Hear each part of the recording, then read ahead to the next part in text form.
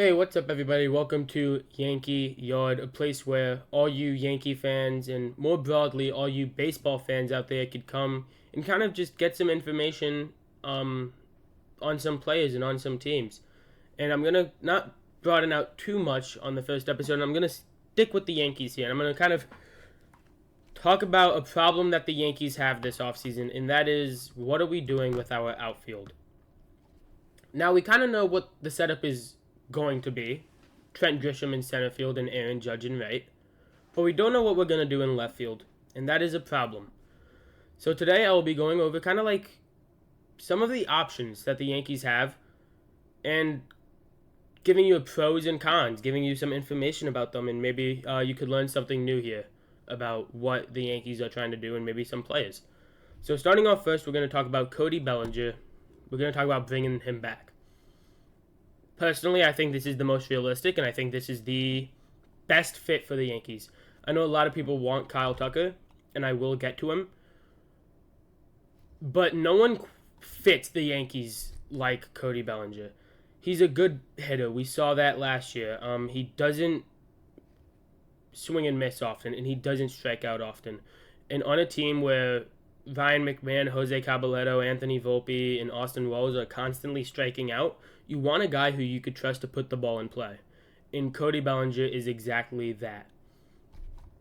As well as he's a good base runner. The Yankees struggle with the basics. And another basic we struggle with is fielding.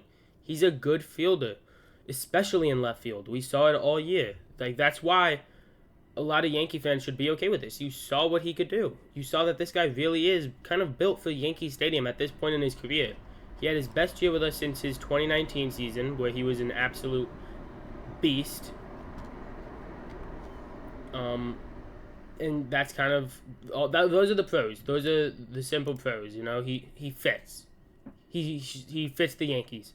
The con is Scott Boras and Cody. Like the contract. The contract is a con.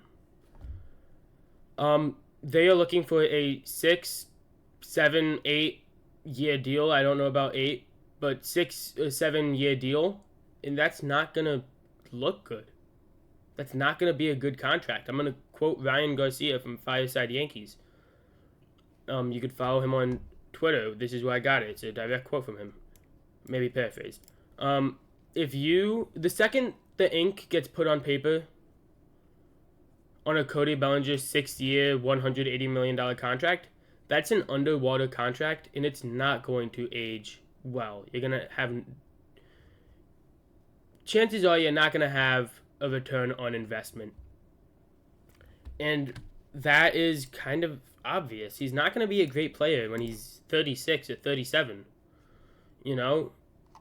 And that's kind of a big turnoff. Because he's good now. DJ LeMahieu was good in 2019. Giancarlo Stanton was great in 2017. You look at it now and you're kind of like, maybe I wish we didn't do that. We didn't do that trade. We didn't give him that extension. So that's kind of the thoughts there. So you're thinking, okay, and I'm sure a lot of Yankee fans are thinking, I don't even want him. I want the big name. I want Kyle Tucker. And let's talk about Kyle Tucker. Kyle Tucker is a beast. He's a dog. He's a monster. He's a slugger. He's a contact machine. He's a great base runner, a Gold Glove winner. He's a winner. And I'm not going to say he has potential to do what Juan Soto did do in his 1 year with the Yankees, but I'm going to say with a little luck, it is possible. Kyle Tucker is good at the currency of baseball, runs. It's the value of all baseball, whether you score a run or give up a run. He's good at scoring runs. His hitting is amazing. It's top tier. It's top 10, top 5 in the league. His base running, it's phenomenal. He's good at it. It's what the Yankees need, the basics. He's a Gold Glove winner on defense. He's coming off an injured year, so it's kind of tough to fully gauge it.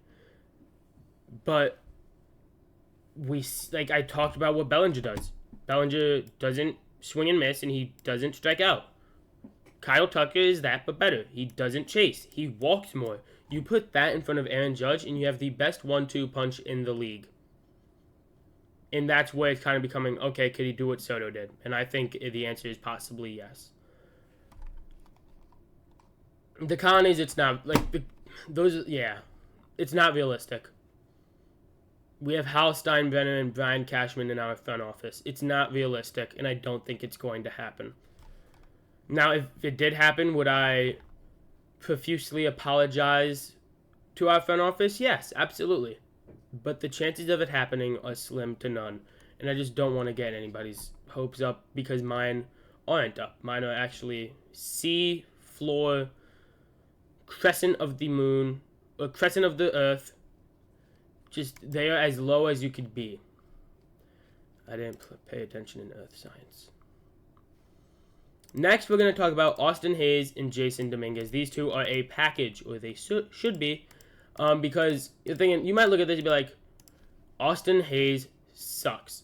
You look at Baseball Savant is kind of funny because people will see blue and assume it's bad. And in this case, yeah, blue's bad. He's kind of not amazing other than his arm strength, which doesn't really translate because his bat speed isn't phenomenal. But what makes him interesting is this. Versus left-handed batters in 91 at-bats this season, he had a .319 batting average, a .949 OPS, a .400 on-base percentage, and .549 slugging. 2 homers, 14 extra base hits. That is really good. As a platoon bat, that is amazing. And I'm pretty, yeah, that's good. We have too many lefties. Let's bring in a righty. He's not amazing versus right-handed pitchers. Oh, we have someone who is. Jason Dominguez hit .274 with 9 homers and 39 RBIs in 325 plate appearances against right-handed pitchers in 2025. That is good. That is you pair these two together and we are fully set on our outfield. We know what we're doing. So that's the pro. We're solidified. The con is Jason Dominguez would become untradeable. And if he became untradeable, that means we're pretty much satisfied with the starting pitcher 5 of Paul Blackburn or Ryan Yarbrough. And that is bad. And you're looking to say it's temporary, but those early games matter. We saw it last year when it was a tied game, or tied standings, and we ended up not getting the first round bye. If we won one more game early in the year, we have a first round bye. Those early games matter. You want a starting pitcher 5. And now that we're out on Tetsuya Imai, it's looking like trade is the only option. And Jason Dominguez being untradeable takes out Mackenzie Gore, takes out Edward Cabrera, takes out Sandy Alcantara, takes out... Did I say Freddie Peralta? It takes out all these tradable pitchers that the Yankees could have. It takes them out of the equation. So that is a huge, huge, huge, huge con. And now, I don't know if anyone's been hearing about this. I'm sure we all know about Spencer Jones by now because everybody wants him to get traded. And everybody kind of did want him to get traded at the deadline. But we know what he is.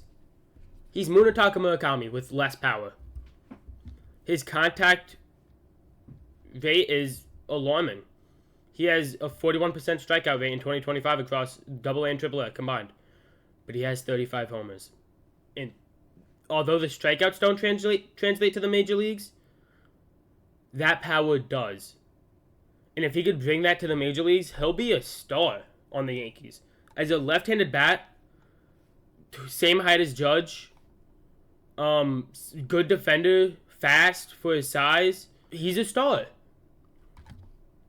But the problem is, can he bring down the strikeouts? I don't think he's going to be on the opening day roster.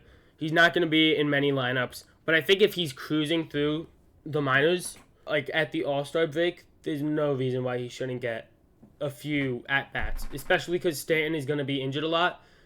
I think Spencer Jones is going to get quite a few at-bats this season. So I just kind of wanted to bring up what his deal is. Power, but strikeouts. And yeah, that's kind of it for now. I just kind of wanted to bring you this first video and kind of show you what I'm about. Informative Yankee news that you may or may not have already known. If you appreciated it, like, subscribe. You could be one of the first subscribers here. Because I'm going to be doing this a lot. This is something I'm really passionate about, and I promise you guys, I'm always going to be striving to be better at this and give you guys better, and better information. Hopefully each day that I do this. So that's it for now. I'll see all you guys in the next